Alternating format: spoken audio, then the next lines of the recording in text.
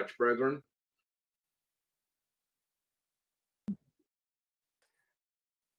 First, we're going to talk about the RVIC, Revised Version Improved and Corrected of the Bible, 2020.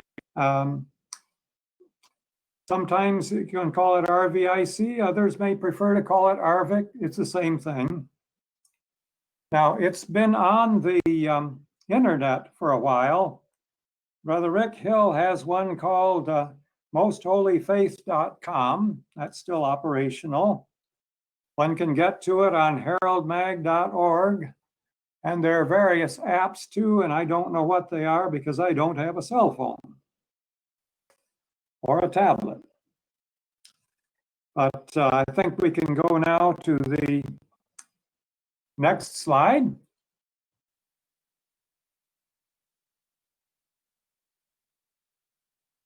What do we know about the RVIC Bible?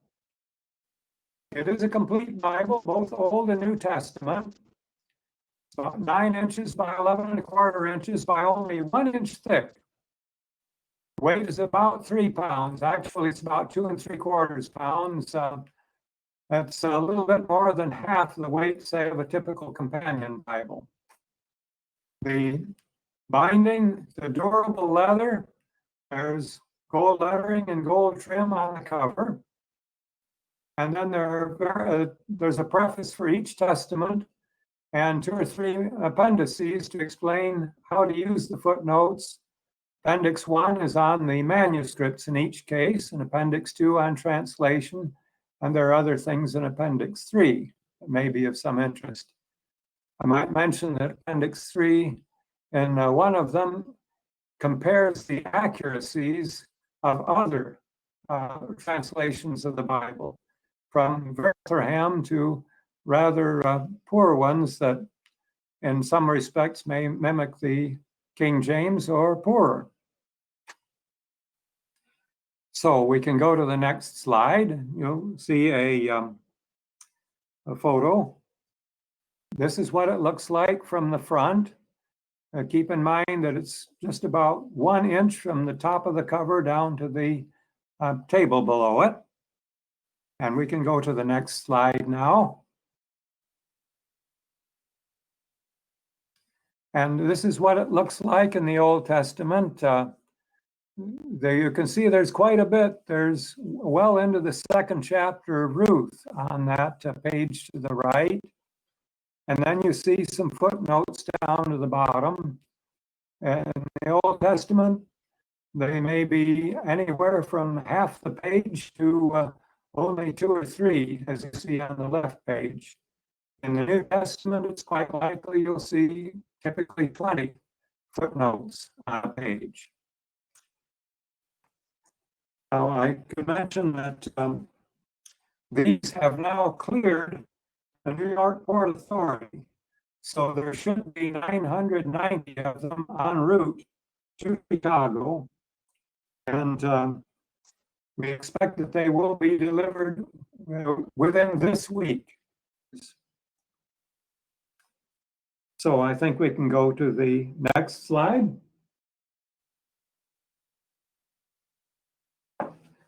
The purpose, it's a translation of the King James, or we consider how the King James translation has been improved from the 1611 edition.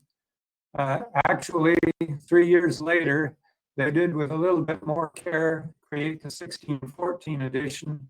And then in the 18th century, there were some further attempts to alter it, to bring the language a little bit more up to date, get rid of archaic words.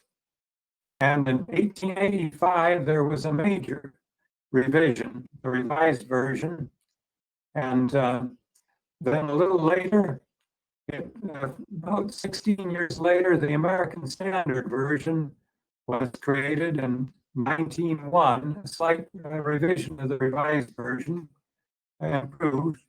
And several of you will note that it uses the word Jehovah consistent, or Yahweh, in the Hebrew Old Testament. And so finally, with another 100 years of manuscripts to work with, we've created the revised version, improved and corrected, Rvic, RVIC. Also, there are important words that are more consistently translated, and that's especially theological terms like hell, soul, Gehenna in the New Testament. Most of the American Standard Version footnotes are retained. Incidentally, if you see the abbreviation ARV, that's the American edition of the Revised Version, but it was copyrighted, which made it the American Standard. The RVIC is copyrighted, but you may feel free to use it quite freely. The ancient manuscript discoveries since that of the American Standard Version have enabled a few significant corrections to the Hebrew and the Greek source texts, thanks to the Dead Sea Scrolls in the Old Testament and hundreds of discoveries of new Greek manuscripts for the New Testament.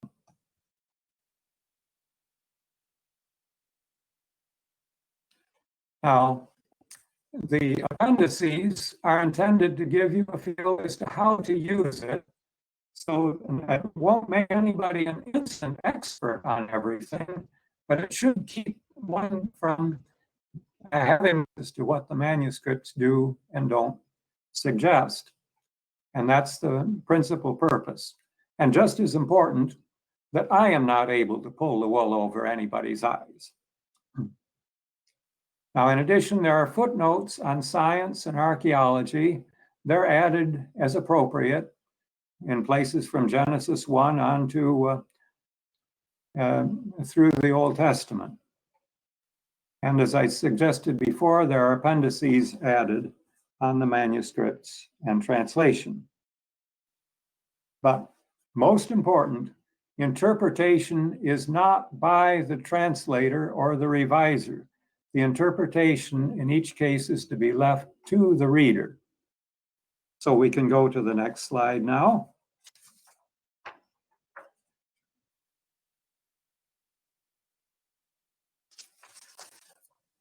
Now, there's a lot of Greek New Testament information from the manuscripts because for the Gospels, there's over 1,000 manuscripts for each of the Gospels. I think we can increase that to over 1,500. I think we'll see in a bit one in the Gospel of Luke where there's over 1,600. For the Acts and the epistles, that's Paul's as well as the general epistles, there's roughly 500 manuscripts for each.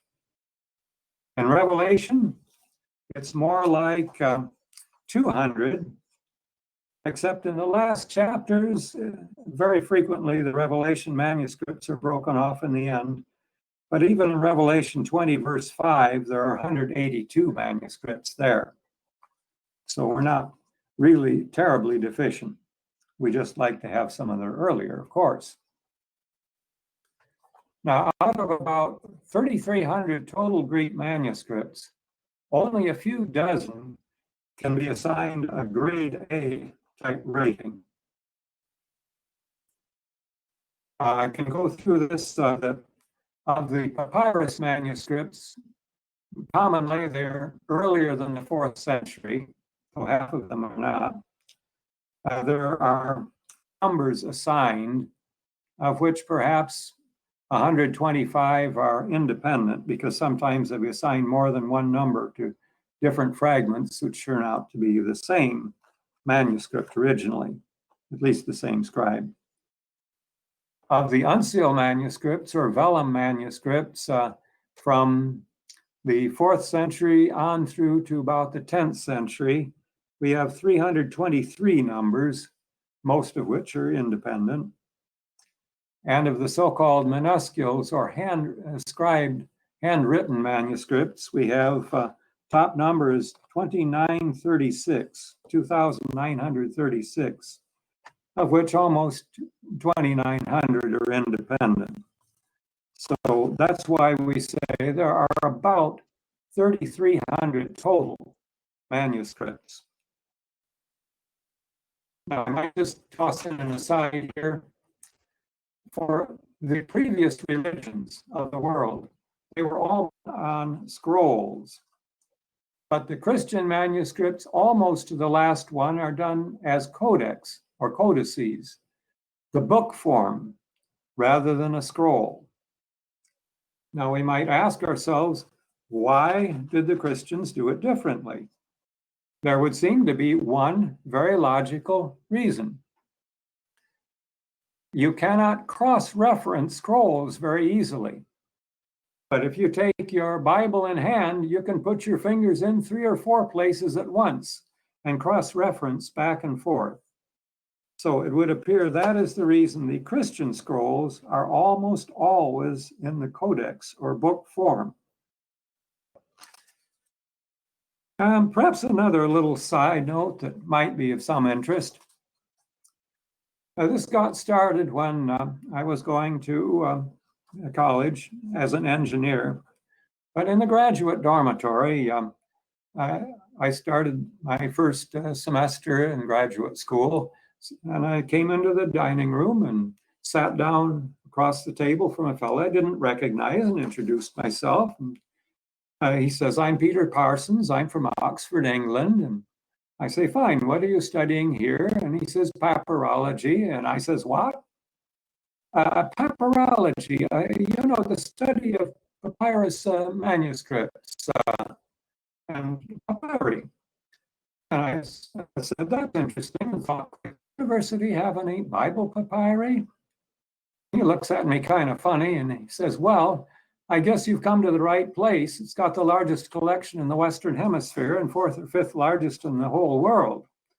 And I'm thinking, and I'm here? Before the semester was up, I had access not only to the manuscripts that were there, but also to the professor of papyrology, if you can imagine there was such a thing. There was Rvic, well known, and also to the published texts from around the world. So 1959 is when I first started working on the RVIC without having any notion of it at the time. I'll toss in an extra thing. At one point he said, "Well, the Greek New Testament is the second best attested work of ancient history." And I thought that was good. And then, of course, it led to the obvious next question, and what is the best attested?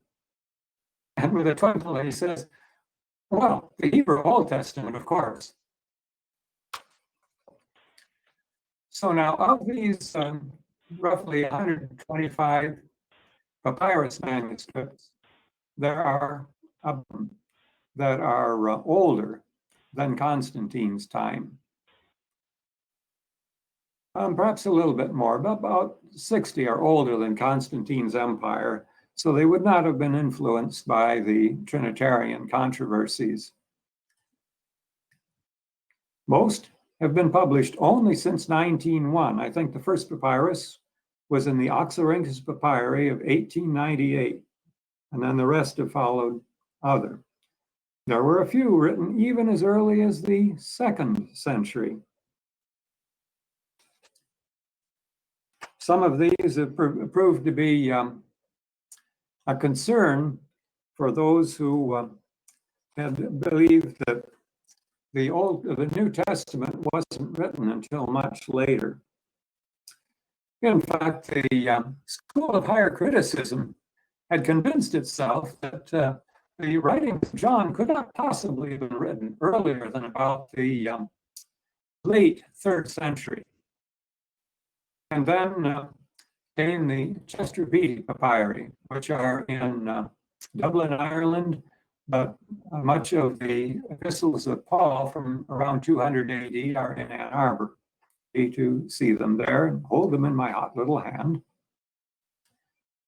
Well, it turns out that there's the one we call P45, Chester Beatty Papyrus number 1, has pieces of all 4 Gospels and Acts from the early 3rd century.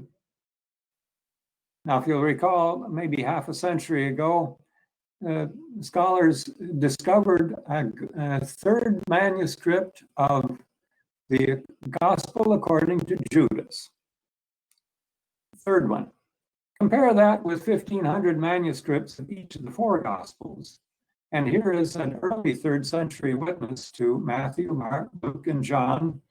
John was supposedly not written until the late 3rd century. And that's topped by John Ryland's library in Manchester, England, with papyrus number 457 from somewhere around 125 AD, roughly a century and a half before John would have been written, according to the school of higher criticism. Well, I shouldn't get carried off too far on that. We can go to the next slide. I'm using footnotes about the manuscripts. Each manuscript is assigned a letter or a number. As for example, these are all very good manuscripts. There's a P, very often given in Gothic type lettering, Old German type lettering, with a superscript number on it. And then, well, I'll mention there's A and B and C and D and so forth. But after they finished with the English alphabet, they started with the Greek alphabet until they ran out of those letters. And then the Sinaitic manuscript was discovered. So they gave it a Hebrew letter, Aleph. B is for the Vatican 1209. 048 is another excellent early unsealed manuscript. But once in a while, you'll have a 10th century or a little later manuscript written in handwritten minuscule form. Number 1739 is well worth remembering throughout the epistles. So, but to help the reader quickly, the better the quality, the larger typeface. If we talk about the typeface being size 12 for the best manuscripts, then it'll be size 11 for grade B, size 10 for grade C, and so forth. So yes, among the best manuscripts, B75, Aleph, the Sinaitic, or B, the Vatican 1209, they're good everywhere they exist. And not quite so good as C, or number 1175, but still pretty good, grade B. And then you have those that are not quite so good. Letter P, or 2344, is still a smaller typeface. Now, the best manuscripts trump the vast majority of total manuscripts. So if you have 90% of them with one reading, and 8 to 10% of them have a different reading, but 8 to 10% includes almost all of the best, then we take the reading of the 8 to 10%. Because running the presses longer and faster does nothing to improve the accuracy of the book that you're publishing. P75 is in the Bodmer Library in Cologne near Geneva, Switzerland. That was published about the time I was in school. It's Papyrus Bodmer 14 for the book of Luke and 15 for the book of John. Early 3rd century, and it's top quality in Luke and John. Then you have the Vatican 1209 from the mid 4th century. Top quality manuscript, not perfect either, but very much like P75. And the Sinaitic manuscript, again, about the same time, mid 4th century, top quality, very much like the Vatican 1209. The Alexandrian is a mixed bag. It's early 5th century. It's poor in the Gospels, but elsewhere, it's top quality, all the way from Acts to Revelation. And then there's the Ephraimi. Why is it called Ephraimi?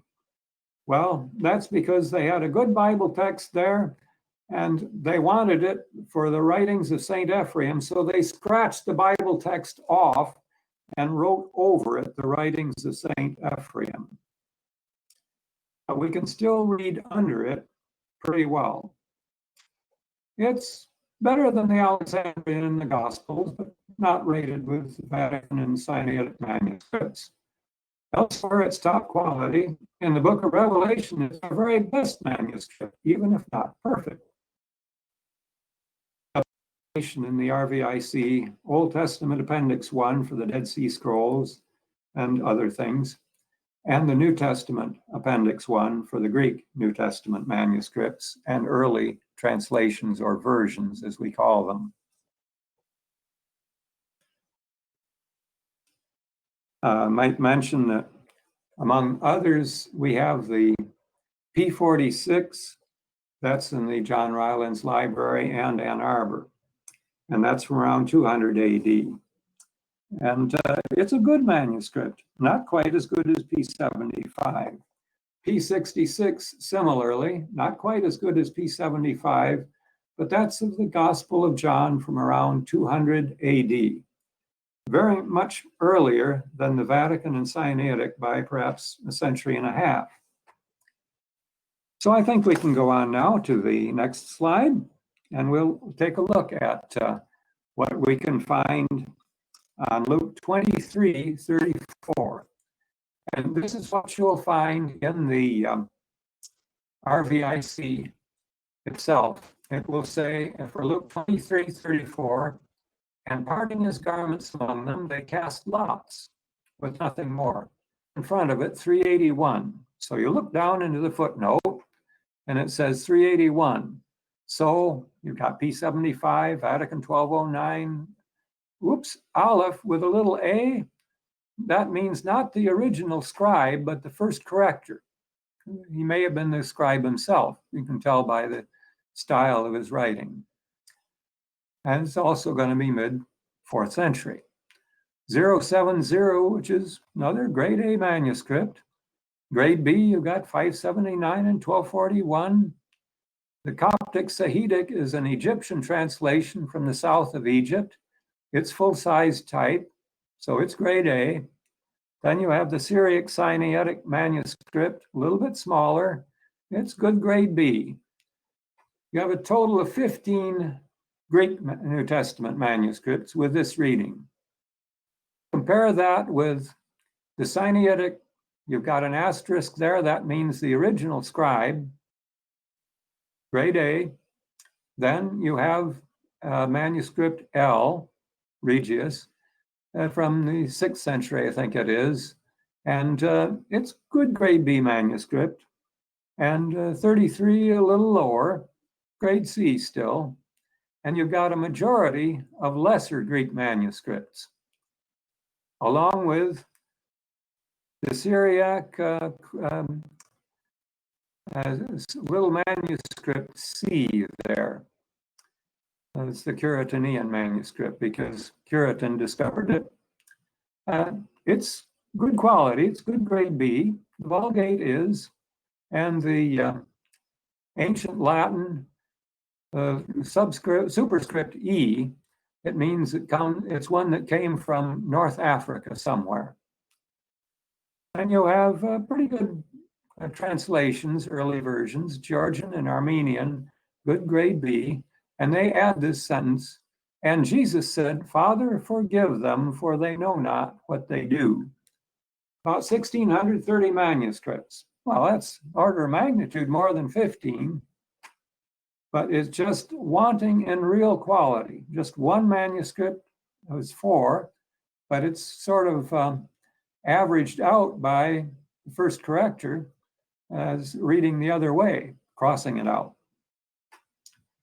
So your conclusion from this is the 3 best manuscripts omit the extra words.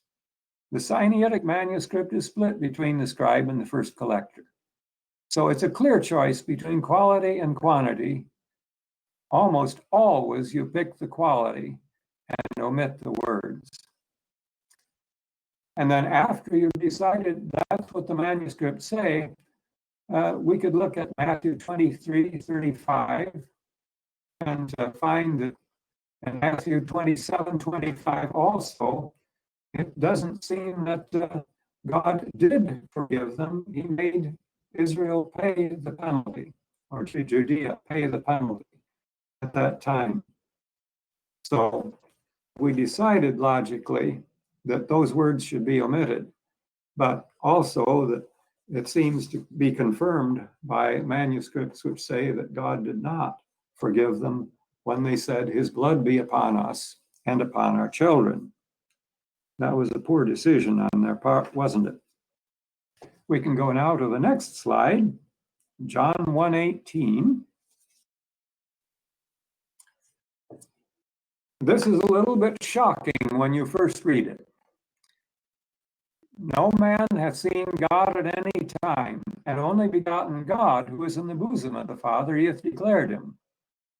We're accustomed to seeing the only begotten Son. So what's the choice here? The choice is between the different kinds of manuscripts.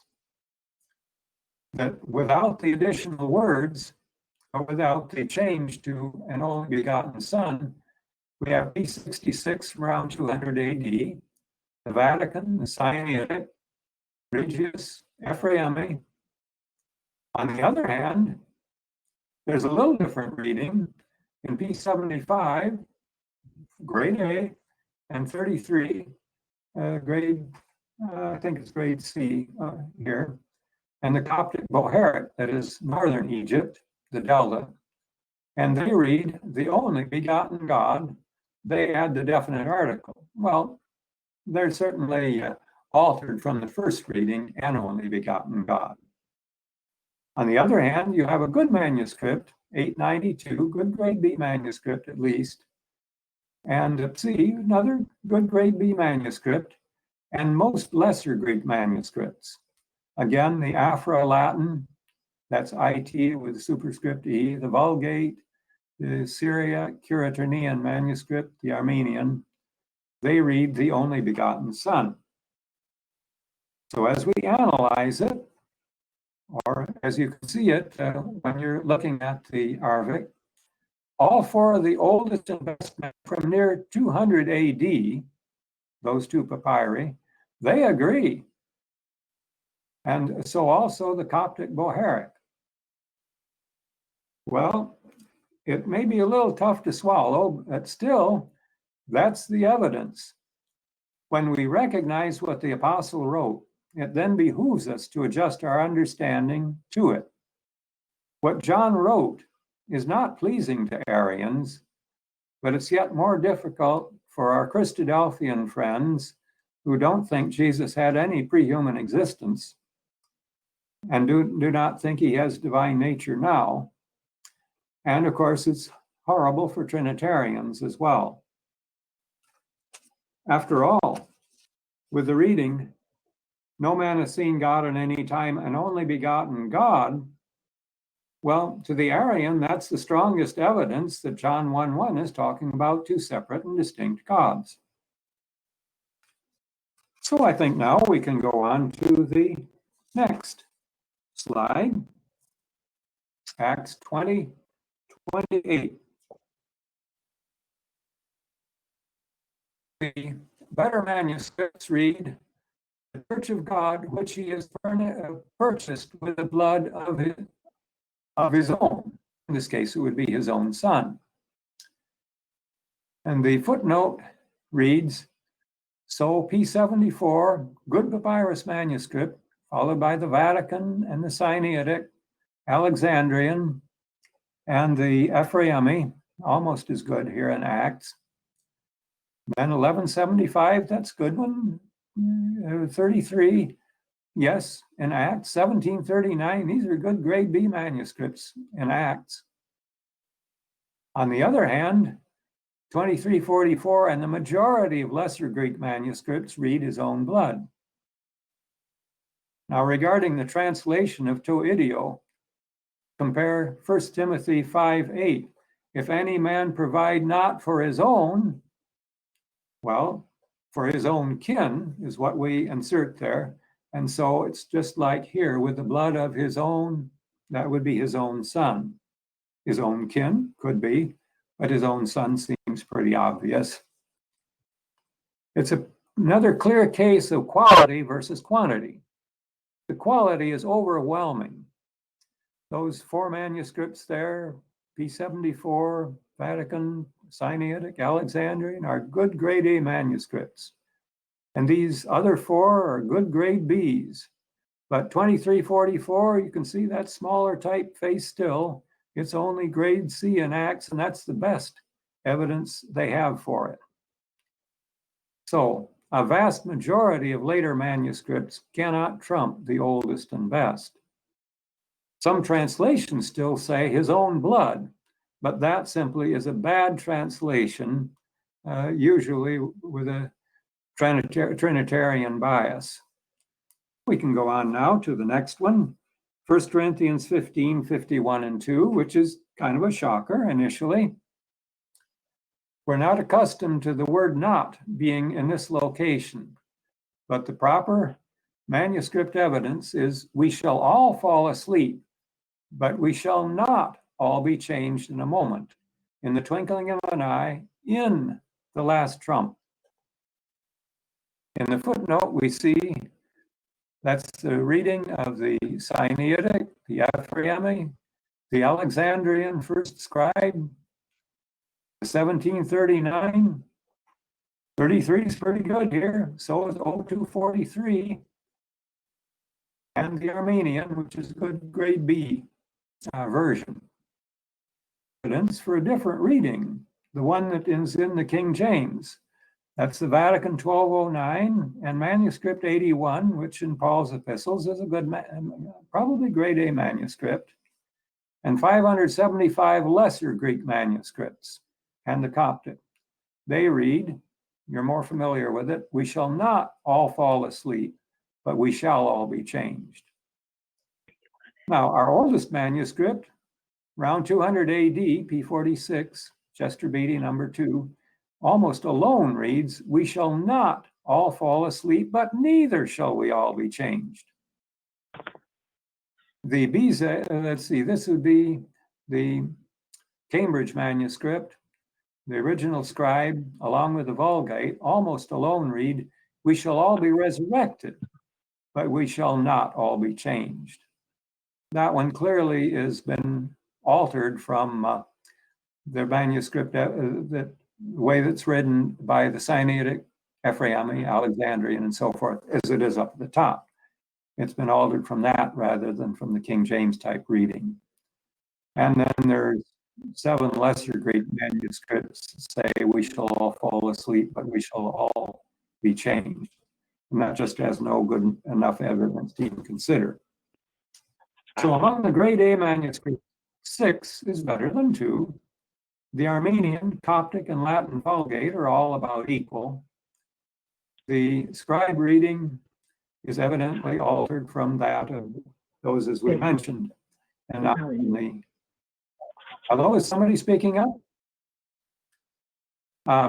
Now, as we interpret, the original text is consistent with soul sleep, but not with immortality of the soul, which likely accounts for the alteration.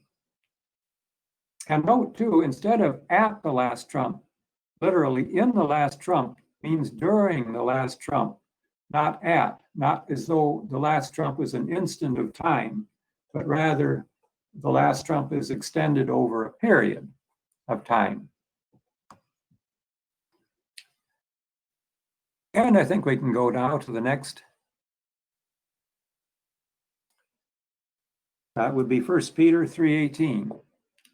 Now here's one where I have to disagree with the Greek New Testament, 4th edition of the United Bible Societies, and also of the Nestle-Aland 27th and 8th editions. In 1 Peter 3:18, Christ also for us died for sins once. Is it died for sins or is it suffered for sins? That's the difference. As it's given here, that's essentially the reading of the Sinaitic scribe, just a very minor difference. 1739 and 1852, all grade A manuscripts there. Grade B, 1881, 1243, 2344, 33, 322, and grade A Coptic Bohairic, or Northern Egypt. On the other hand, P72 and the Alexandrian and C, which are grade A, and 1241, which is good grade B, and the Armenian read, "For you died for sins once," instead of "for us." Well, that's evidently altered from the first reading. But now we have the one in the King James from the Vatican 1209, and a majority of lesser Greek manuscripts, they read "suffered for sins once." That's much the preference of the Calvinists, to be sure. You can compare that with chapter 221. The Ephraimi, at least the original scribe appears to have been, along with the Coptic Sahidic, that's grade A again, and the Vulgate, they read "died for our sins once." That's a difference in the preposition.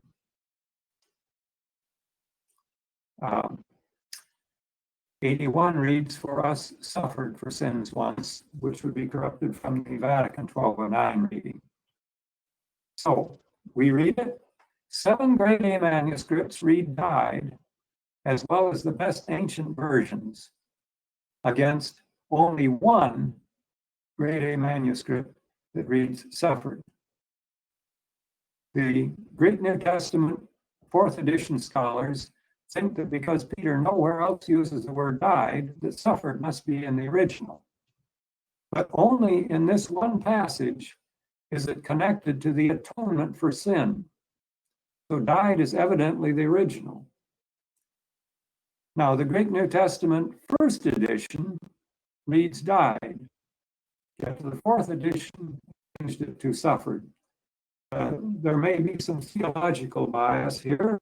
Calvinists would much prefer "suffered." They think that "suffered" is the source of atonement, not his death. Those who are more of the Lutheran persuasion will say, no, Christ died once for all, that he tasted of death for every man, and that's death. But I think we can go on now to Revelation 20, verse 5. This is the first resurrection. That's the entire verse 5. You look down in the footnote number 5, that's the reading of the Sinaitic 2053 and 2062, which are Ecumenius manuscripts of grade A quality. Grade B is 94 in Revelation. And here you've got an M with a K on it. A little lower, you'll see M with an A on it. There are 2 kinds of majority texts for Revelation. K is for the Koine, which came from around the 4th century for its origin, and A, which came closer to the 6th or 7th century for its origin. So with the reading omitting the rest of the dead lived not until 1,000 years were finished, about 70 manuscripts total. I'm not counting a couple of them that appear to have been copied from 2062. The Syriac also, it was never in the Syriac or Aramaic. You can see that in the translation. But on the other hand, the Alexandrian 1611, grade A manuscripts, 1678 and 1006, 2050, good grade B, grade C or worse, yeah, really poorer in each case. The Andreas text manuscripts read "and the rest," not "but the rest," but "and the rest." So that with the Vulgate and the Coptic add "the rest of the dead live not until 1,000 years were finished." And the Ethiopic, and about 13 unworthy Greek manuscripts read lived not again. So again, just has no foundation. So initially, it appears evidence for inserting a sentence is evidently evenly divided. The age of the texts favors omission, though. There's 5 different ways we can look at earlier and later versions, and in each case, it's the later edition that adds the sentence. But in the earliest form, without any conjunction at the beginning and without the word again, there are only 3 manuscripts that have it in that form versus 70 that omit it entirely. So in more detail, you can look at the RVIC Appendix 1 of the New Testament, and Example 3 gives it to you in detail, also in Table 4 in detail. So I think we can go on now. Well, I might mention one other thing before I do. We have almost, well, no, I don't think we have time really to tell about 1 John 5, 7, and 8. But that was one where Erasmus was tricked into adding these 3, see, there are 3 that bear witness in heaven, the Father, Son, and Holy Spirit, and these 3 are one. And in desperation, when they pressed him for his omission of it, he said, you show me one Greek manuscript that's got it, and I'll put it in my next edition. The editors from Alcala, Spain, brought him a manuscript, number 61, when the ink was hardly dry. And as Caspar René Gregory, Tischendorf's successor, put it, it's a pity he made that commitment, because it's taken 400 years to get those words back out again. We can go on now to the next slide. The translation is improved. We try in the RVIC to take the word, a Hebrew word nephesh, and as consistently as we can translate it soul. And that's, there it is in 3 times in Genesis 1, chapter 2, verse 7, where it applies to Adam. And then we see it in Numbers 9, 6, and 7, it applies to dead souls. And in 31:28, it applies to both humans and animals. Now, the Hebrew word Yahweh is consistently translated Jehovah, and the changes made by the Sopharim from Yahweh to the Lord or God have been reversed. Most of them are listed in the Companion Bible. So in the RVIC, the name appears over 7,000 times instead of just a bit shy of it. In Psalm 45:6, we see the parallelism of 2 lines. It causes the ASV margin to be switched with the ASV text. Thy throne, in order to be parallel now with the second part, let's see. The second part is a scepter of equity is the scepter of thy kingdom.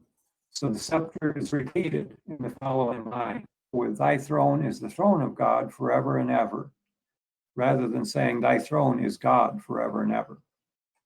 And we have that also then in Hebrews 1, verse 8. Either would be a legitimate translation. So you decide what makes the most sense. And we can go on to the next slide. What about that word Godhead? It was a perfectly good word at the time that the King James was translated. It was used in 3 scriptures, shown them there. It was an appropriate word in 1611 when English was closer to German. Example, you have the word Krankheit, literally meaning sickness. Now somebody sneezes, you say Gesundheit. Literally, it means healthness. Well, we just plain say health because we don't use the word healthness. Similarly, at that time, though, Gottheit, anglicized to Godhead, means godness. So we don't use that word, so we change it to the divine nature or the nature of God. There are 3 different Greek words from which it was translated, Godhead.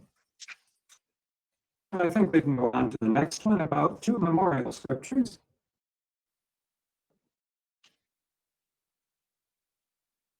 And if I'm out of time, just let me know. Sometimes the Greek or the Hebrew is more ambiguous or more specific than you can English. And so we have in 1 Corinthians 10:17, seeing that we, the many, are one bread, one body. Or it could be translated just as accurately, seeing that there is one bread, we who are many are one body. Well, I think the latter is the better thought, because remember, it says, Jesus said, "This do in remembrance of me, not in remembrance of us." But because the first reading requires no italicized words, that goes into the text. And what I think is the better one goes into the footnote. And you, the reader, have to make the decision as to which makes more sense. "And this is my body, which is broken for you." There's only one grade A manuscript from the 11th century that adds the word broken, while 7 better and older manuscripts omit it. So the RVIC won't even mention that one in the footnotes. Similarly, the word given is inserted, but it's in Luke 22:19. We can go now to the last slide. Just reviewing that the RVIC principles or RVIC fundamentals, we try to retain the wording of the King James Revised Version and American Standard Version, except where accuracy requires a correction. And I admit too, instead of yea, yea, we say yes, yes. Nay, nay, no, no. We show the manuscript evidence where there's a change in the Hebrew or the Greek, the earlier Greek or Hebrew. We suggest physics implications in Genesis 1, what the modern nations of Genesis 10 would correspond to, and archaeological connections of several events from Genesis on through the historical books, and sometimes even after that. There are 5 appendices that discuss manuscripts, translations, and even one case, the 2nd millennium BC chronology, the 1st millennium BC chronology, and even to the age of the universe and the earth. Now, it's fundamental that the translation must be done without regard to theology or expectations of prophecy. Italics are used to show supplied words not explicitly used in the Hebrew or Greek. If you think you reads better without the italicized words, you omit them. The interpretation is to be left to the reader, including alternative wordings in the footnotes. An exception is offered only in one place, that's in Daniel, where the histories are really not taught in the schools. And those are the fundamental principles by which the RVIC is translated. We hope this has been a help and a blessing. The Lord bless you, each and every one.